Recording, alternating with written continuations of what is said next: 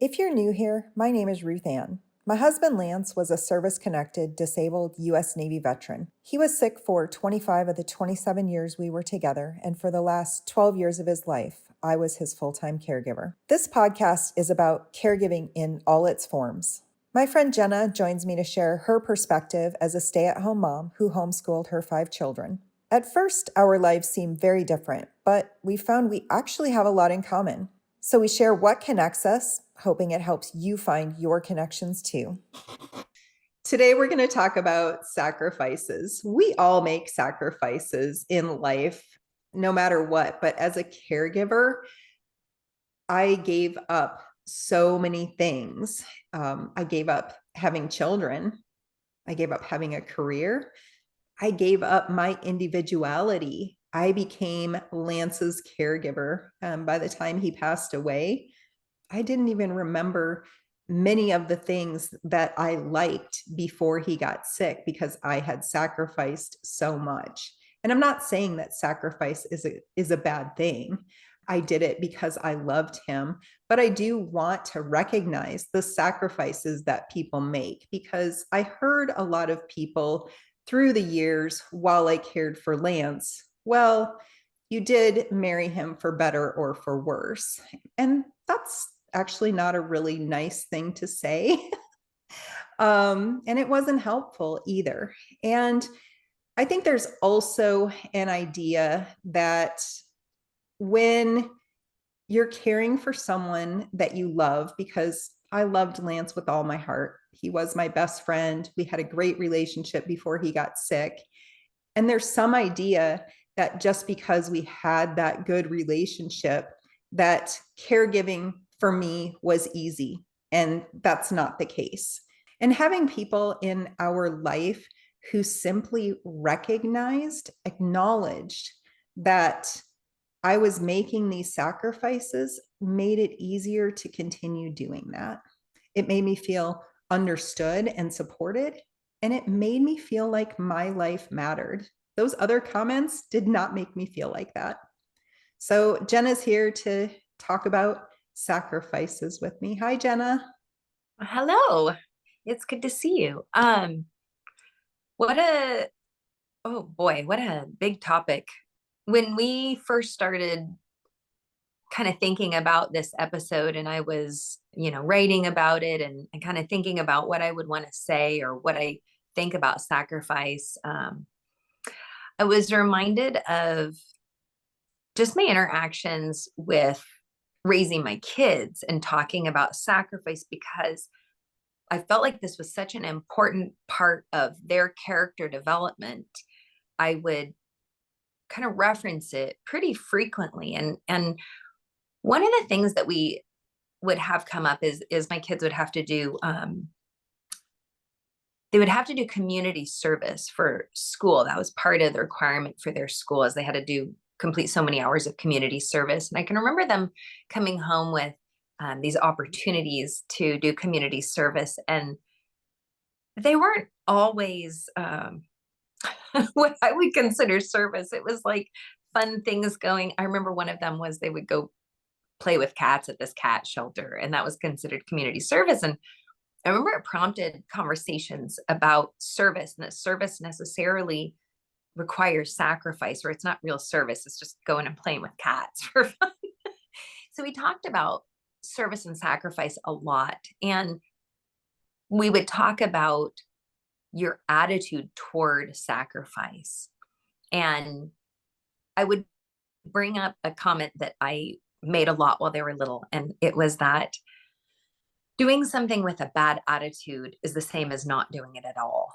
And even though that isn't technically true, like you still get the thing done, it still happens. Your attitude really kind of determines what that looks like and how it impacts you and how it impacts the people around you, not least of all the person that you're caring for. And it's funny that you mentioned people kind of saying, well, you signed up for better, for worse. You signed up for this. Like, okay, no, I didn't, not any more than anyone else did. I would get the same thing because I had 5 kids. Well, you're the one that chose to have all these kids. okay, but I can choose to raise them well, or I can choose to just barely get by. And choosing to raise them well requires a lot of sacrifice on my part.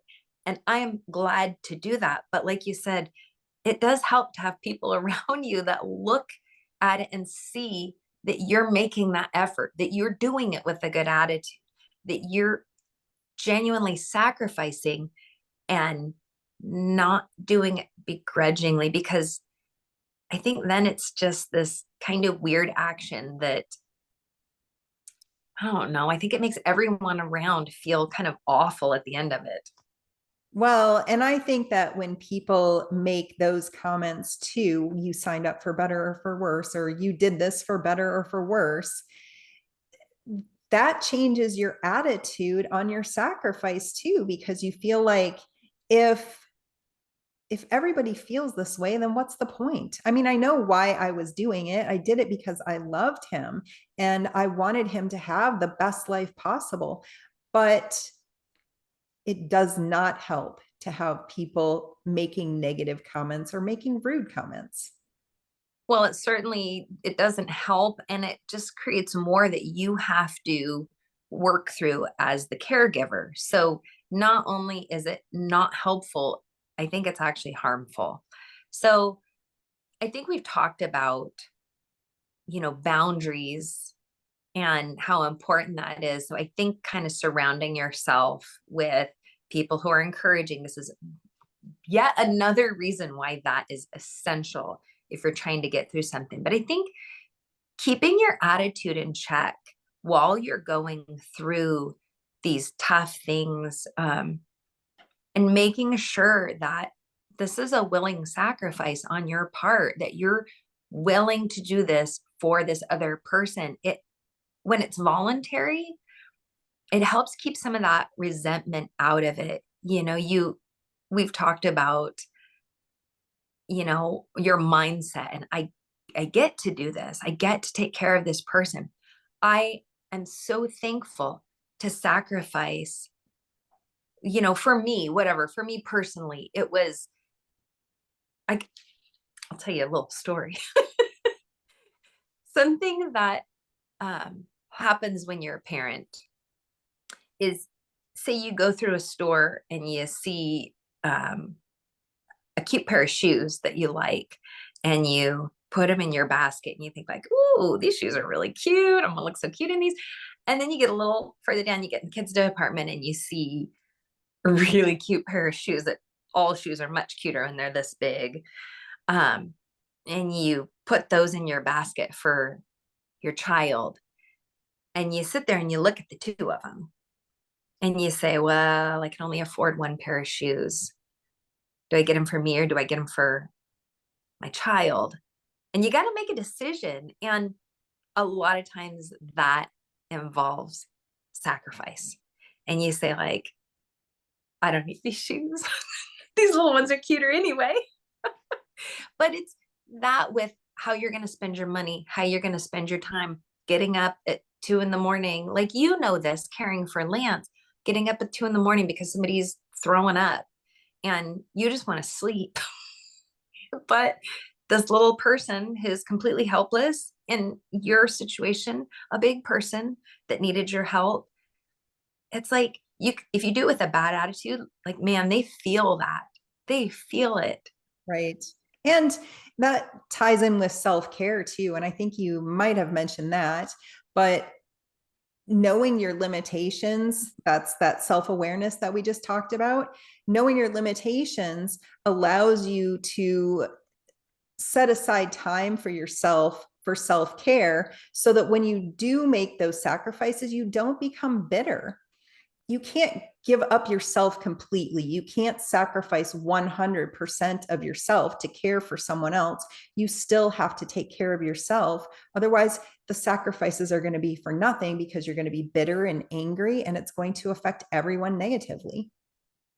Well, and I would even submit that if you are bitter or angry or resentful about it, it's not really sacrifice anymore. It's slavery at that point. You're being forced to do something that you don't want to do. And that's not good for anybody.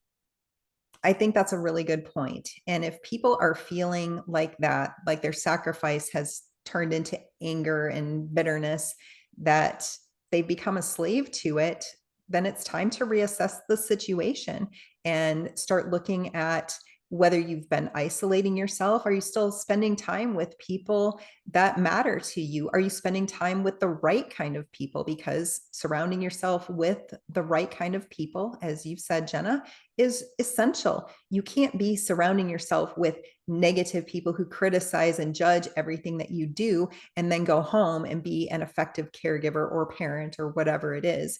You need to surround yourself with encouraging, supportive people who are there for you to walk through those really challenging times with you. And that's really, really important. And that's part of self-care. So if you do get to that point where you're feeling like you're bitter, angry because of the sacrifices you're making, then stop and look at what you can change. Because in a lot of these situations, the only thing that you can change is your attitude. Unfortunately, I'm very aware of that. I went through that for many years with Lance. And it's not an easy thing to do, but when you're able to do it, it does make life so much easier for everyone around you. I think that is really the point, is you are the only thing that you really truly have any control over. And that is your attitude and the words you say to yourself. Like, that's so important. And I think we've talked about this, but going down the path of negative self-talk is really dangerous. And I think I shared this with you at some point, this idea of being emotionally self-indulgent. And I think about that from time to time, about feeling sorry for myself and wallowing maybe. And sometimes that feels like this really comfortable, warm blanket of self-pity that I've been there. Oh my gosh, have I been there? And feeling sorry for myself feels kind of good for a minute, but it takes me down a path that's so destructive. It's so ugly. It's so gross. And I look at myself in the mirror and go, well, I don't even want to look at myself in the mirror because I don't like the me that emerges from all that negative self-talk and that emotional self-indulgence. I don't like it.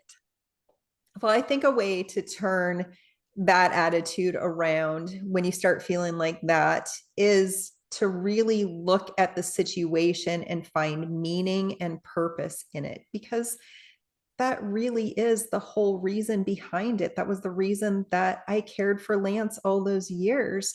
Is the purpose behind it was so that he would have the best life possible. And looking back on it, I'm so glad that I'm able to see the times when my attitude was good, how good his life was. But I can also look back and see the times when my attitude was not so great. And those were not great moments. And I don't like remembering those. So looking at sacrifice as meaningful and rewarding is really the way to go. I think the other piece of that is you can come out the other end of it without a ton of regret because you don't get a second chance at it. So when you're offered this opportunity to sacrifice parts of yourself for the betterment of someone else, I think it's really important to kind of assess that and say, is this something I can take on? Is it something I'm willing to take on? And then knowing that, like you said, you have that purpose and that meaning behind it kind of gets you through the really tough times. And it kind of helps you to avoid that negative self-talk, that self-pity, because you say, like, there's a purpose in me doing this, not least of all to get to the other end and know that you've done well, that you finished well. It doesn't mean it was perfect. It doesn't mean you got it right all the time. It just means that you genuinely sacrificed for someone else and you feel so much better about that. You don't have all this regret that you're carrying forward with you in your life. That's so true. One of the things that really helped me when I would get in those times where I just was feeling so burned out and I was feeling a little bit bitter or feeling a little bit angry, I would stop myself and think, I need to live with this for the rest of my life, because I knew that Lance was dying. He was dying for a long time.